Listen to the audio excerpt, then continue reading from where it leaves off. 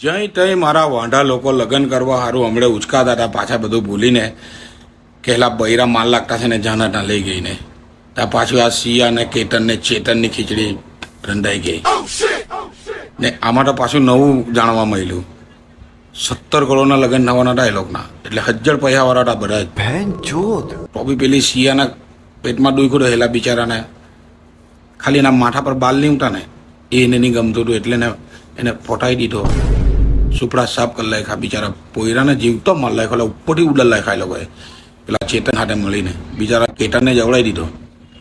હવે આ બધું જોઈને છે ને હવે એક તો એમાં વાંઢા લોકને અમાટાના બિચારા લુખા લોકને મળતી નહીં હતી. હવે તો પૈસાવાળા બી આવું કરવા માંડેલા છે. પહેલા તો બૈરા રાખવા સારું બિચારા કામે ધંધે લાગેલા કે પૈસા હોય તો બૈરા હોય. હવે તો બૈરા લાવવા સારું એ લોકોએ વધારે કામ કરવું પડે કારણ કે બૈરા કરતાં પહેલા તો બોડીગાર્ડ લાવવા પડે. પહેલા 2 બોડીગાર્ડ હાથે રાખવા પડે પછી ખૂબ બૈરું ખોદવું પડે ને બૈરા હાથે બોડીગાર્ડને બધા હાથે જ રહેવું પડે. તમારું હનીમૂન બનીમૂન કઈ હવે એમ જ નથી બોડીગાર્ડ હાથે જ નહીં તો ગઈ વાત તમારી. હવે તો ગયેલી જ વાત છે. વાંઢા લોકો બહુ અઘરું પડવાનું છે તમને.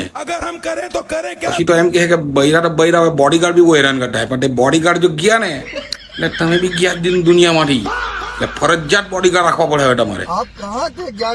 કામ કરજો પૈસા બરોબર બનાવજો તો જ મેળાવ હે.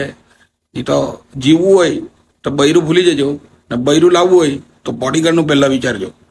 ચાલો.